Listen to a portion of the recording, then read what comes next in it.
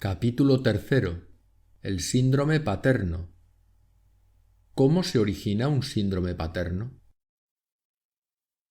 La mujer parece algo así como una fórmula patentada para la satisfacción de los ideales masculinos.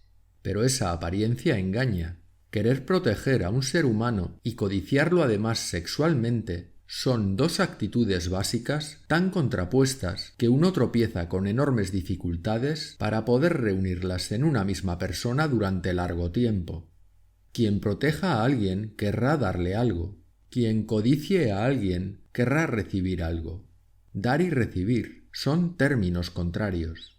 Sin embargo, el hombre intenta, con sorprendente terquedad, satisfacer ambos impulsos con la misma persona. Y aunque se esforzara en ese largo proceso con la mejor voluntad posible, sus planes estarán condenados al fracaso.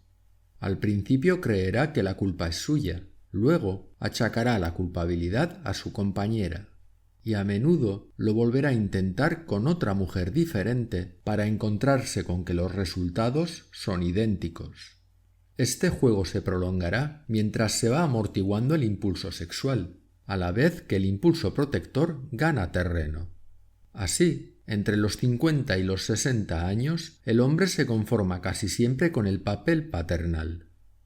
Esta situación esquizofrénica, debida a que las mujeres se ofrecen con un doble papel a los hombres y a que ellos lo aceptan casi siempre con aparente naturalidad, origina una cadena interminable de malentendidos entre ambos sexos, al igual que toda una serie de catastróficas consecuencias para la moral sexual masculina.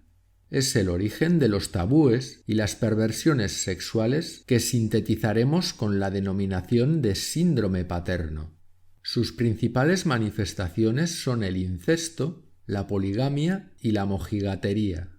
Muchos hombres padecen los tres síntomas a la vez, otros de manera consecutiva, y en otros se manifiesta solo uno de ellos mientras los demás permanecen latentes. Realmente, los únicos hombres inmunes son aquellos a quienes no les interesan las mujeres, es decir, hombres con una libido débil, ancianos y homosexuales. En los siguientes apartados examinaremos cada uno de estos síntomas. Adopción e incesto. Aquellos hombres que cuando eligen compañera dan preferencia a su impulso protector toman mujeres de rasgos particularmente infantiles, mucho más jóvenes e ignorantes, más pequeñas y débiles, y se ven en la necesidad de satisfacer también con ellas el instinto sexual. Esto significa que duermen con una persona a la que consideran su hija, y de resultas cometen incesto. Pero obviamente, de manera consciente, no lo perciben como incesto. También a ellos les resulta difícil comprender que un hombre pueda cohabitar con una mujer animado por su impulso protector, pues sólo destacan el aspecto sexual de su relación con ella. Sin embargo, todos los sentimientos altruistas que le inspira esa mujer, el deseo de ampararla y defenderla, trabajar y luchar por ella, son los de un padre respecto a su hija, y no los de un amante respecto a su pareja. En la adopción, un hombre apenas establece diferencias entre los sentimientos paternos y los de amante. Si tiene suerte, conocerá el sentir del amante, pero omitirá inconscientemente el sentir del padre. Cuando la mujer le inspire ese sentimiento por primera vez, él lo comparará con sus sentimientos anteriores respecto a otras mujeres, y descubrirá una enorme diferencia, que jamás se había querido sacrificar realmente por ninguna de las demás. Así pues, ahí ve la prueba de que ese es el gran amor, el auténtico, el que esperara durante tanto tiempo. Entonces define a la nueva mujer como mujer para el matrimonio, mientras las otras recibían la denominación de mujeres para la cama.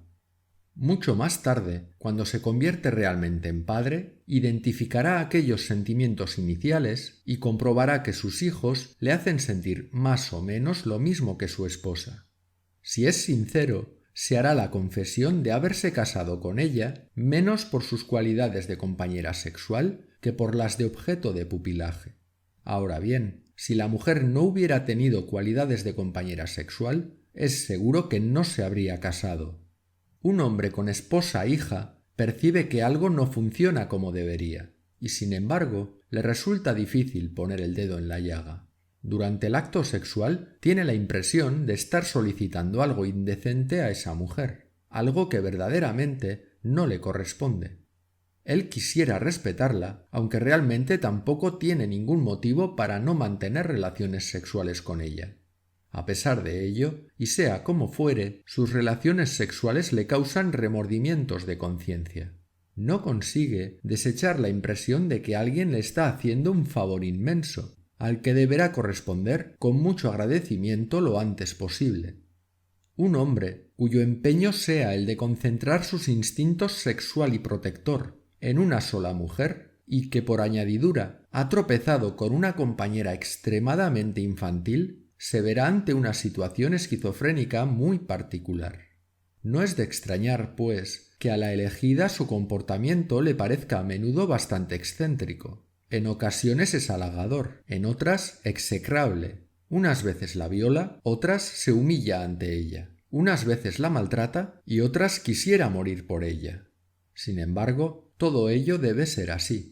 Puesto que el impulso protector y el instinto sexual son inconciliables en el fondo, un hombre no tiene otra opción que dar bandazos de un extremo al otro. Por eso los individuos más sensibles buscan lo antes posible un escape a sus relaciones incestuosas y se refugian en la poligamia o en la mojigatería. Los menos sensibles, en cambio, se aferran al incesto, porque el placer inherente a lo prohibido se convierte progresivamente en una parte integral de su comportamiento sexual.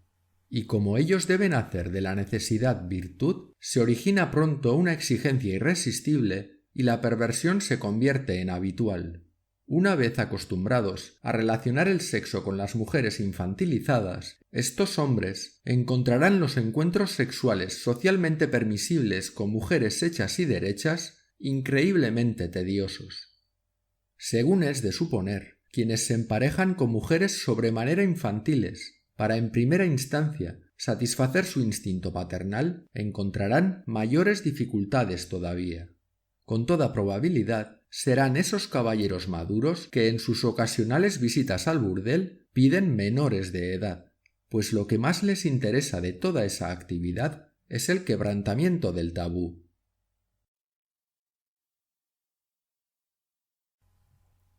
Orígenes de la poligamia masculina. El hombre con hija esposa se sustraerá, si le es posible, del dislate de la monogamia y buscará quietud para su alma en una pluralidad de mujeres. Entonces distribuirá su amor, dedicará el impulso protector a una mujer y el instinto sexual a otra. Dará algo por un lado, recibirá por otro, protegerá y respetará a la primera, provocará sin miramientos a la segunda. La poligamia masculina tiene una causa fundamental: intentar satisfacer con mujeres distintas tanto el impulso protector como el instinto de reproducción. Eso da la impresión de que el hombre podría amar simultáneamente a dos mujeres, pero en realidad solo puede querer a una como mujer. La otra es su hija. Este desarreglo se da muy poco entre las mujeres, porque el círculo humano donde ellas cultivan sus impulsos tiene unos límites muy bien definidos. Para el impulso protector cuentan con los hijos, y para el instinto sexual, si hubiera necesidad, están sus maridos. De resultas, las mujeres pasan por monógamas y los hombres por polígamos. Sin embargo, casi todos los hombres parecen desconocer las raíces profundas de su poligamia. Un hombre, dicen ellos, necesita varias mujeres, y evidentemente la mujer tendría bastante con un solo hombre. Como quiera que ellos cohabitan con su objeto de pupilaje y más frecuentemente con su compañera sexual, suponen que esa propensión polígama radica en la sexualidad masculina, cuyas peculiaridades son fundamentalmente diferentes de la femenina. En aquellos matrimonios en los que la adopción de una esposa es el elemento básico, la señal para poner fin al periodo monógamo del marido suele ser el nacimiento del primer hijo. En este momento es cuando queda satisfecho el impulso protector, incluso para el más paternal de todos los hombres, y en la medida que esto ocurra, resurgirá el instinto sexual. Un buen día, la necesidad de una compañera sexual será tan apremiante que el hombre desechará los reparos que le remorderían la conciencia, como evitarle preocupaciones a su protegida, y se buscará una amante. Ya tiene una mujer para el matrimonio y ahora necesita otra para la cama. Además, su esposa le facilita casi siempre ese paso, pues una vez nacido el objeto auténtico de pupilaje, la esposa hija representa su papel de compañera sexual con el menor ardor posible. Incluso para una mujer de libido normal, el amante elegido por su utilidad como padre ha dejado de ser deseable hace tiempo. A muchas les causa una repugnancia indecible la cópula con semejantes individuos. Si se colocó a sí misma en el papel de compañera sexual, lo hizo a modo de cebo. Su objetivo siempre fue hacerse adoptar por un hombre con el que además tener hijos. Una vez alcanzada su meta, su interés se desplaza hacia sus hijos, que son su auténtico objeto de pupilaje. Solo se ofrecerá ahora como compañera sexual en los periodos críticos. Por ejemplo, cuando otra mujer haga peligrar su papel de pupila adoptada e intentará evitar que su proveedor pueda abandonarla. En rigor, una mujer con hijos ya no tendría por qué figurar como objeto de pupilaje, porque los propios vástagos ya representarían ese papel y lo harían de forma más convincente que ella misma. Pero un hombre deseoso de proteger a sus hijos también protegerá a la madre, porque sin duda los pequeños la necesitan. Quiero a mi mujer y a mis hijos, asevera el cabeza de familia, como si ambos sentimientos fueran idénticos, pero es que para él lo son. Así pues, la poligamia no solo parece la mejor vía de escape, sino también la única para un hombre con esposa adoptiva. Sin embargo, no todos los hombres son polígamos, y la razón es obvia. Puesto que en este mundo nuestro un hombre no obtiene nada gratis, necesita estar también en condiciones de mantener a varias mujeres si quiere materializar su propensión a la poligamia, y por lo general ese no es su caso.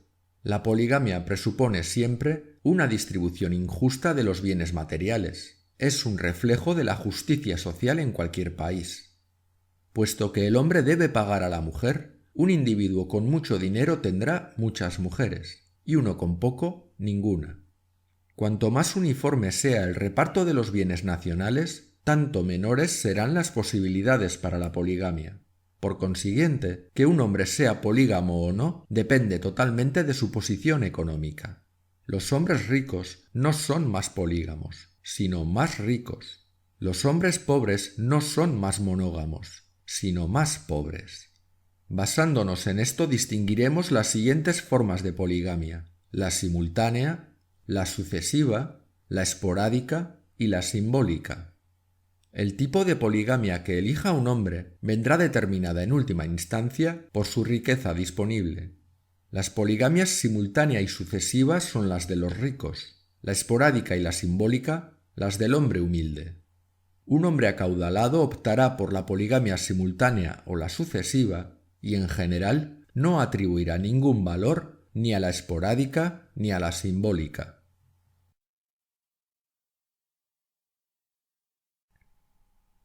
Poligamia simultánea. La poligamia simultánea es la poligamia propiamente dicha. Un hombre tiene varias mujeres y quisiera conservarlas todas. Es un hombre con esposa y amante al mismo tiempo, y es donde aparece más clara la división entre objeto de pupilaje y objeto sexual. El protector conserva su objeto de pupilaje, se muestra más afectuoso si cabe, pero las relaciones sexuales con su pupila se convierten en una farsa al comienzo de la etapa poligámica. Probablemente el hombre que encuentre una compañera sexual preferirá cortar las relaciones íntimas con el objeto de pupilaje, pero como querrá también ahorrarle disgustos para protegerla, continuará ocasionalmente y pese a todo con esas relaciones íntimas. Sin embargo, procederá de la forma más acelerada posible. En lo sucesivo solo hará el amor, con todos sus matices, a la compañera sexual. Pero ahora sucede algo insólito. En lugar de confesar su nuevo amor, sigue describiendo los sentimientos que le inspira la primera mujer, su objeto de pupilaje, como verdadero amor. El afecto profesado a la amante recibe el apelativo de obsesión pasajera. Habla acerca de las relaciones con su amante, de los sentimientos hacia su verdadera pareja sexual, como si fueran algo mediocre y a veces incluso despreciable. Comenta que ella lo ha pescado apelando a sus más bajos instintos, y tendrá siempre a mano una explicación muy sencilla para justificar su comportamiento. Lo de la otra solo es sexo, no tiene nada que ver con el amor. Por su parte, la amante se le ha ofrecido al hombre como compañera sexual, pues en calidad de tal tiene mejores perspectivas, ya que el impulso protector de su mantenedor queda suficientemente satisfecho por la esposa adoptiva y los hijos. A menudo muestra incluso un sorprendente parecido con la esposa, pues muchos hombres prefieren un tipo determinado y se aferran sin cesar a él. A pesar de todo, ella es también, en el fondo, una mujer como casi todas las demás, mitad objeto de pupilaje y mitad objeto sexual, mitad niña y mitad vampiresa. Como la esposa suplementaria, no solo suele ser más bonita que la legítima, y frecuentemente no solo más joven, sino también más lerda, puede encontrarse con facilidad en un callejón sin salida. Quizá cuando menos se lo espere, ocurrirá la transformación, y de compañera sexual pasará a convertirse en otro objeto de pupilaje. En este momento, en lugar de con la cautivadora amante, el polígamo se encontrará con otra carga, y así fundará con la nueva protegida una segunda familia, procreará más hijos, y si se le ocurriera buscarse otra amante sexual, se encontrará de nuevo ante un dilema, todavía más espinoso que el anterior, porque su impulso sexual, verdadero objetivo de tan enrevesada maniobra, queda nuevamente insatisfecho. Por tanto, la tarea primordial del hombre con dos mujeres consiste en soslayar esa clase de complicaciones y procurar la máxima protección posible para sí y su objeto de pupilaje, en contra de la nueva compañera sexual. Siguiendo el ejemplo de otros polígamos, se somete a algo así como un lavado de cerebro, para no caer jamás en la situación de tener que brindar protección al nuevo amor, negará, desmentirá o maldecirá desde el principio el cariño profesado a su compañera sexual. Para no dejarse atrapar nunca por la sospecha de haberse enamorado, falseará para sí y para los demás ese avasallador apasionamiento, tachándolo de primitivo, vulgar e irrelevante, un simple asunto de faldas.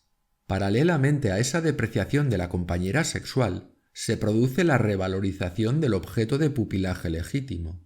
Entonces, se utiliza el anhelo urgente de prestar amparo y protección hasta hacerlo parecer lo que no es ni será jamás, amor verdadero entre un hombre y una mujer. Como madre de sus hijos, la adoptada será cada vez más lo puro, lo importante, el sentido de su vida, y la amante justamente lo contrario.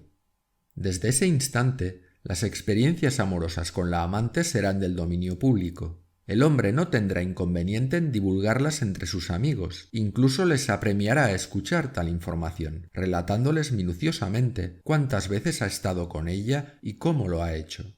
Entretanto, las relaciones sexuales con el objeto de pupilaje, si todavía existen, son tabú. Si sorprende a otro hombre hablando sobre su objeto de pupilaje como si fuera una compañera sexual, entiende que la está mancillando y entabla sin tardanza una discusión. No hace tanto tiempo, los maridos se batían en duelo para defender la reputación de sus esposas, esposas con las cuales dormían solamente porque así se lo dictaba su sentido del deber, y aunque parezca increíble, perdían a veces la vida en ese empeño. Mientras tanto, la esposa adoptiva, que se beneficia con toda esa manipulación de conceptos y en definitiva debe estarle agradecida, permanece al margen de la cuestión. En su fuero interno, la sexualidad nunca se confunde con el instinto protector. Si una mujer engañada por su marido se buscara a su vez un amante, jamás tendría la ocurrencia de no llamar amor a los sentimientos que le inspirara ese compañero sexual. Puesto que muy pocas mujeres pueden ver a los hombres como objetos de pupilaje, tan solo los individuos enfermizos o intelectuales pueden verse ocasionalmente favorecidos con el instinto maternal de sus compañeras. El sexo femenino no cae en la tentación de mezclar su impulso protector con el amor, ni de interpretar su amor como un indicador de perversidad. Por consiguiente, no necesita establecer diferenciaciones. Puede llamar amor al sexo sin reparos, y no solo sexo como hace su marido. Naturalmente se guardará mucho de revelarle tal cosa. Frente al mundo, para ella el amor significa también altruismo.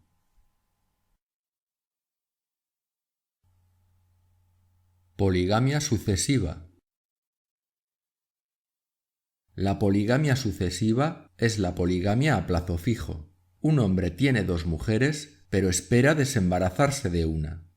A semejanza del polígamo simultáneo, el polígamo sucesivo también tiene 2 mujeres. Ahora bien, a diferencia de aquel, define la poligamia como una carga y, por tanto, planea deshacerse de una de las mujeres, generalmente de la más vieja, tan pronto como se le presente la ocasión.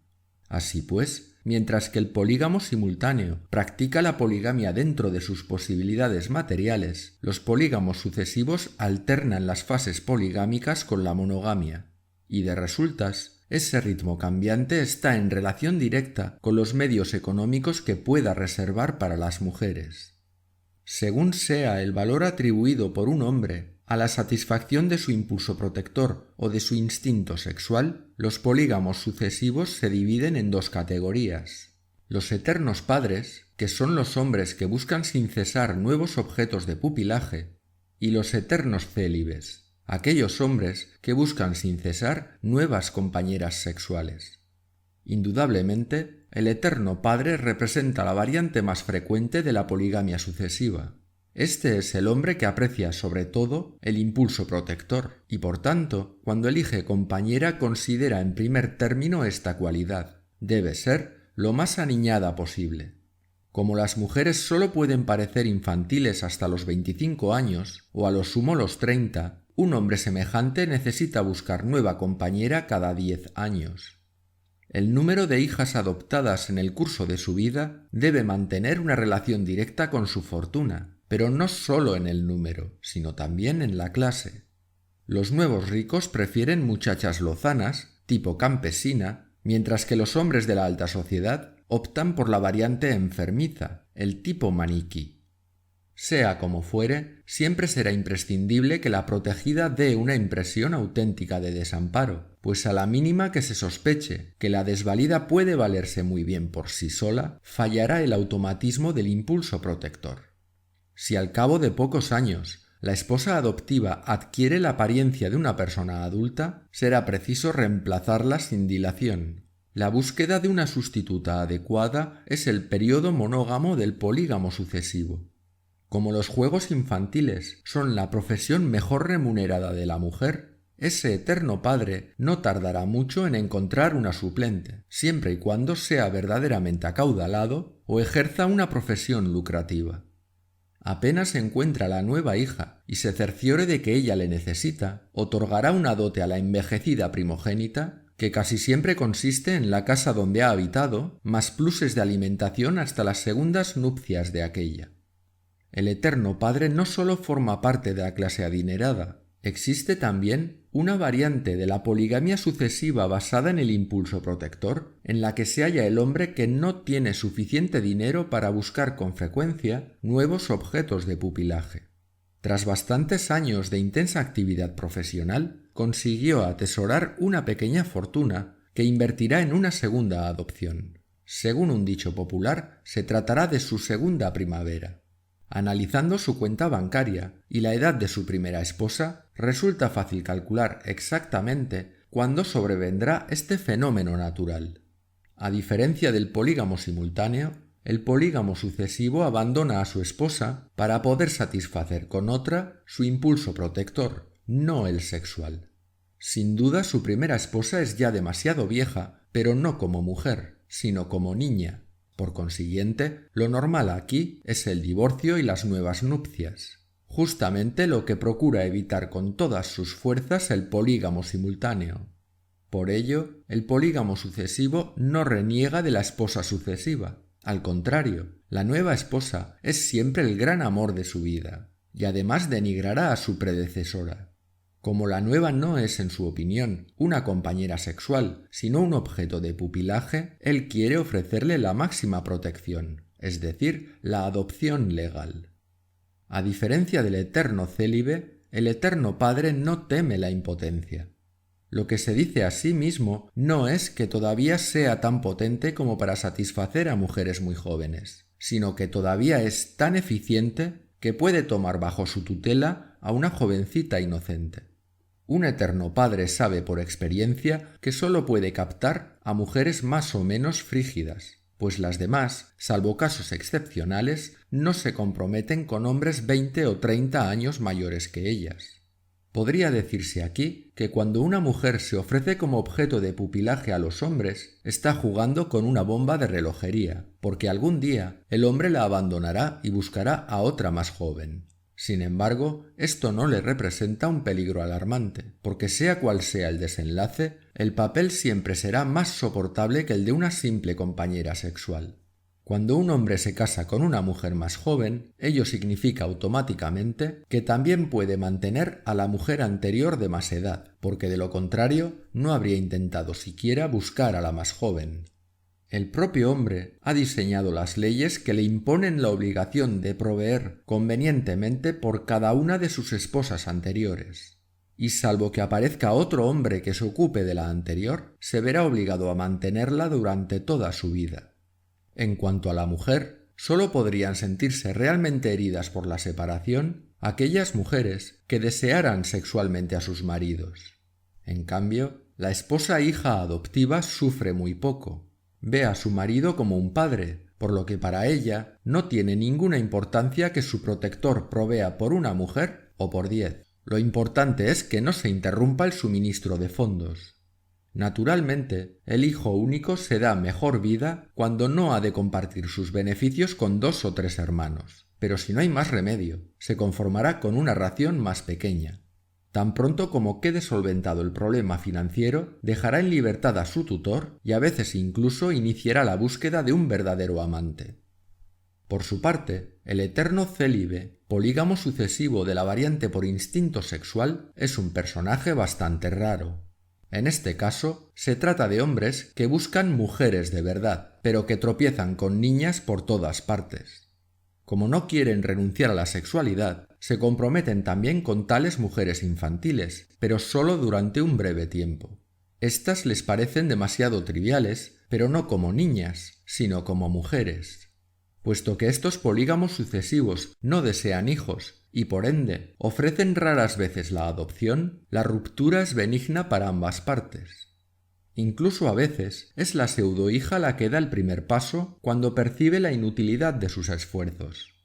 Naturalmente, el eterno célibe siente también la necesidad de satisfacer un impulso protector, pero él elige para ello objetos de pupilaje más necesitados que las mujeres.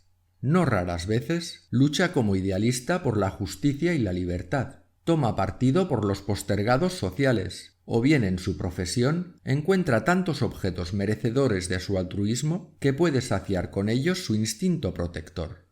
Contrariamente a sus hermanos de sexo, posee casi absoluta inmunidad ante las mujeres que se le ofrecen como objetos de pupilaje.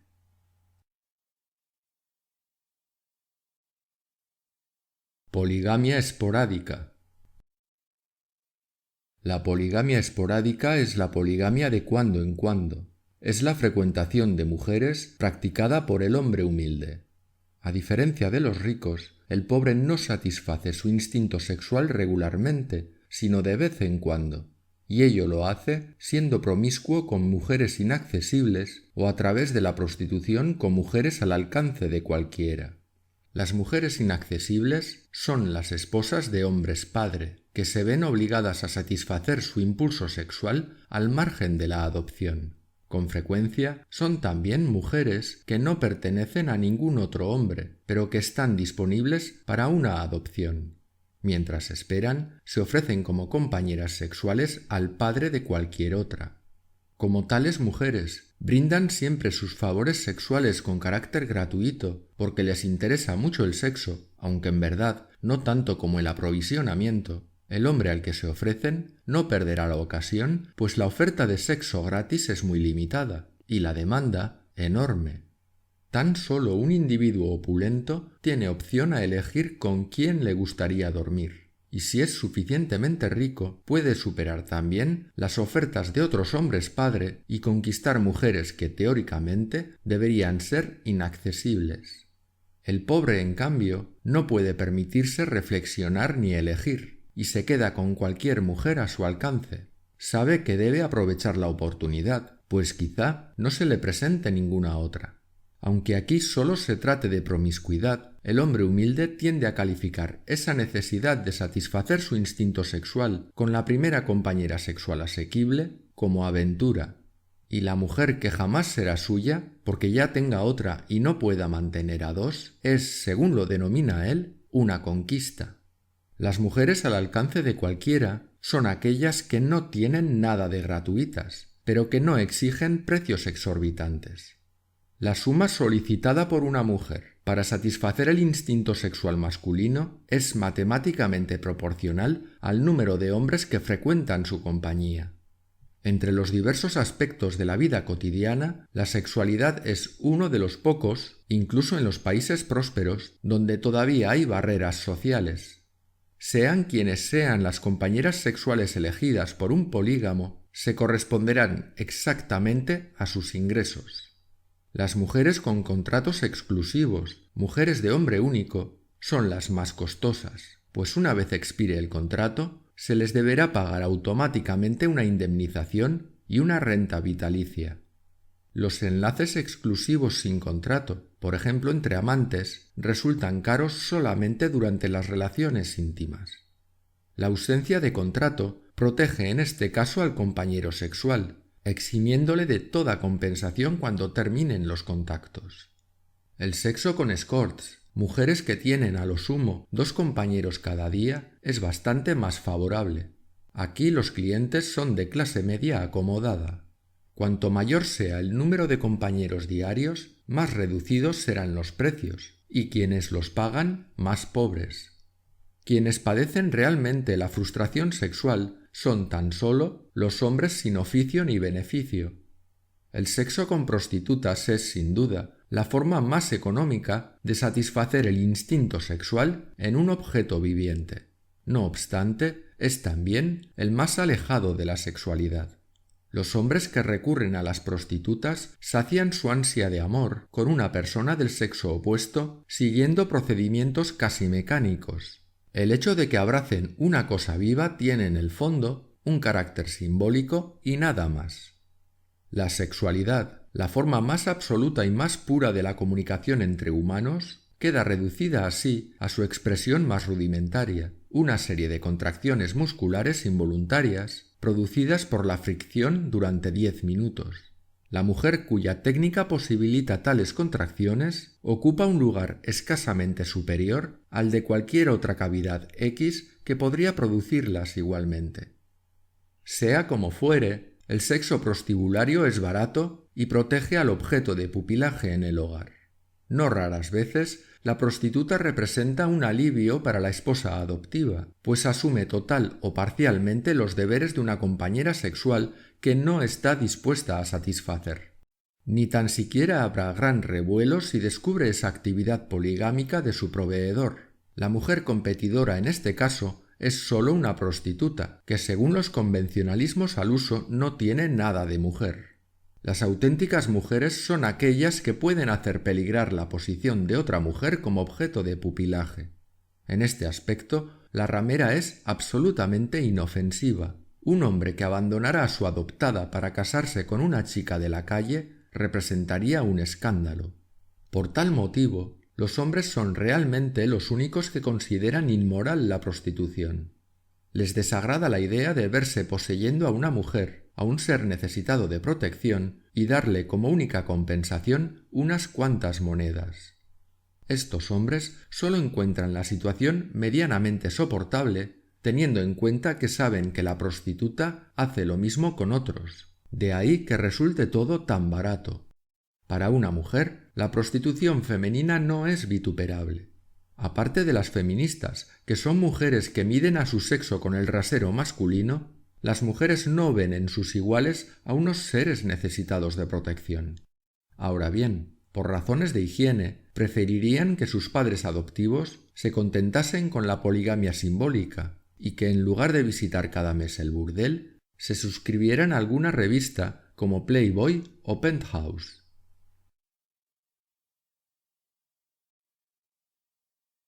Poligamia simbólica. La poligamia simbólica es la satisfacción del instinto sexual sin una compañera. Según dijimos antes, las poligamias esporádica y simbólica son la frecuentación de mujeres por el hombre humilde. Que un individuo se incline por una u otra forma no es tanto un problema financiero, pues ambas variantes cuestan aproximadamente lo mismo, sino una cuestión de temperamento. Los extrovertidos tienden más a la poligamia esporádica y los introvertidos a la simbólica. Presuntamente, un hombre necesita no pocos arrestos para abordar a una desconocida en plena calle y proponerle de golpe y porrazo hacer el acto más íntimo entre dos personas. El introvertido es demasiado sensible para contactar con una prostituta y por ello prefiere la compañera sexual ficticia. Hay también introvertidos opulentos, claro está, pero como ellos no necesitan esforzarse nunca para encontrar una compañera sexual, sino todo lo contrario, no necesitan conformarse con el sexo simbólico. Los hombres son diversos. Unos dejan volar su imaginación mediante las imágenes, otros mediante las palabras, y hay quienes prefieren una combinación de ambas. La oferta disponible para el polígamo simbólico tiene presentes esas diferencias y brinda a cada consumidor el adecuado sustitutivo sexual. Para hombres con mayor imaginación óptica hay fotografías y filmes pornográficos que, aun estando desprovistos de texto, nada dejan a la imaginación. Para aquellos más sensibles a las palabras, casi siempre de mayor nivel intelectual, hay literatura pornográfica. Y para quienes no quieran renunciar a ninguno de ambos medios, están las revistas de caballeros.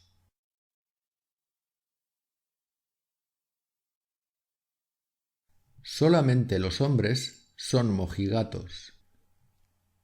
Los principales distintivos del síndrome paterno son el incesto, la poligamia y la mojigatería. No pocos hombres se comportan de forma incestuosa, polígama y mojigata al mismo tiempo. La mojigatería es el tercer distintivo del síndrome paterno. Una persona es mojigata cuando reniega de su instinto sexual. De tal definición se deduce que sólo los hombres pueden ser verdaderamente mojigatos, porque las mujeres simplemente amordazan su instinto sexual, a menudo durante la pubertad, en interés del futuro poder que tendrán sobre los hombres. Pero no necesitan renegar de ningún deseo encubierto, porque al ser ellas las deseadas, nada necesitan reprimir. Por eso hay muy pocas mujeres adultas que sean mojigatas. La mojigatería es una cualidad eminentemente masculina. Ahora bien, no todos los hombres que se hacen pasar por mojigatos lo son. Así, distinguiremos entre la mojigatería simulada del político, religioso o administrador y la mojigatería genuina de los hombres padre.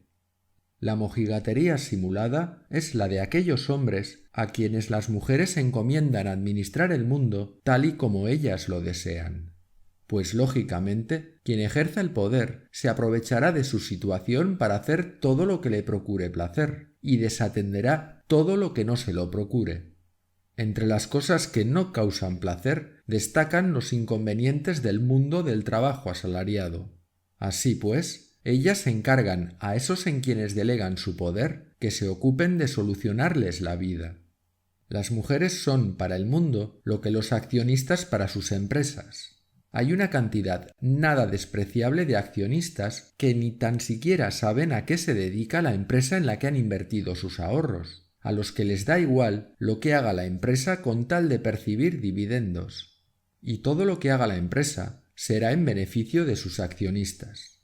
Por tanto, es para las mujeres que se establecen las normas sociales que las favorecen y se promulgan las leyes que aseguran su protección o se fabrican los artículos de consumo que ellas prefieren. Los hombres, por su lado, parten a la guerra acatando las leyes que ellos mismos promulgan y dejan a las mujeres en casa.